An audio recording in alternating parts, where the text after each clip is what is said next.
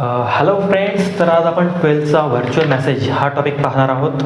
तर हा माझ्याकडे पेपर आहे 12चा आणि यामध्ये सेक्शन 3 ज्यात रायटिंग स्किलमध्ये हा पहिलाच क्वेश्चन 4 मार्क्सला येत असतो.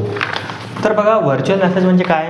कधी कधी आई किंवा वडील घरी नसतात, मग एखाद्याचा कॉल येतो रिलेटिव्सचा, मग त्यांना सांगण्यासाठी ते मेसेज देतात आपल्याकडे, तो असतो व्हर्च्युअल मेसेज. ठीक आहे. तर इथे एक क्वेश्चन घेतलेला आहे आपण. Imagine you are Nisha. तर इमॅजिन करा तुम्ही निशा आहात. As your mother has gone out of work. तुमची आई बाहेर गेलेली आहे कामानिमित्त. You answered a call from your mother's friend Meena.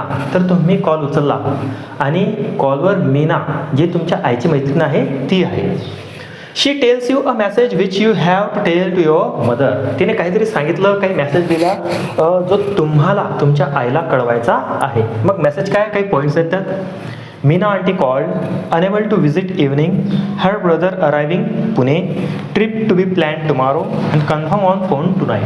तर काहीतरी ट्रिप आहे, त्या मीना आंटीचा काहीतरी भाव येणार आहे, काहीतरी कॅन्सल झालं, तर हे अरेंज करून तुम्हाला व्हर्च्युअल मेसेज लिहायचा असतो.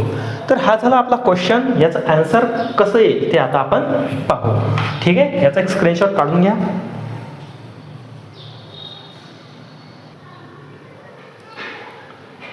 तर बघा, आन्सर आपण लिहिलेला आहे. तुम्हाला सुरुवातला आन्सर बॉक्समध्ये लिहावं लागेल. त्यानंतर एक गोष्ट, डेट पहिले टाका. ठीक आहे. त्यानंतर वेळ टाका कोणतीही एक. त्यानंतर ज्याला लिहित आहे त्याचं नाव, मग इथं मदर फादर जे असेल ते. मग आईला आपण काय म्हणतो घरी, मम्मी.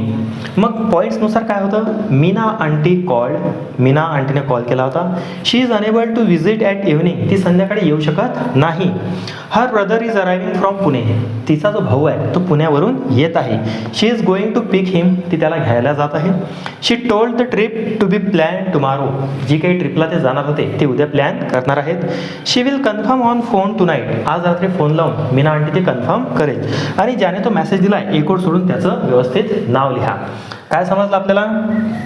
ज्याला लिहिणं आहे तो वरतील, ज्याने लिहिलाय तो खालील सर्वात, आणि जो मेसेज होता तो तुम्ही मधात 5-6 जेवढ्या ओळीत लिहिता येईल तेवढ्या ओळीत लिहू शकता.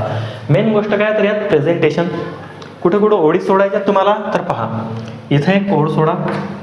त्यानंतर हा पॅसेज आहे नवीन, इथे एक ओळ सोडा. आणि महत्त्वाचे जे मेजर लेटर असतील, जसं की नाव वगैरे, त्यांचे पहिले लेटर कॅपिटल घ्या. यामुळे बस प्रेझेंटेशनमुळेच तुम्हाला यात मार्क्स भेटत असतात, कारण पॉईंट्स तर ऑलरेडी दिलेले आहेत, ते अरेंज करायचे आहेत फक्त. तर इझी असा हा टॉपिक आहे व्हर्च्युअल मेसेज. याचे आणखी काही एक्झाम्पल आपण पुढे घेऊच. ठीक आहे. याचा स्क्रीनशॉट काढून घ्या.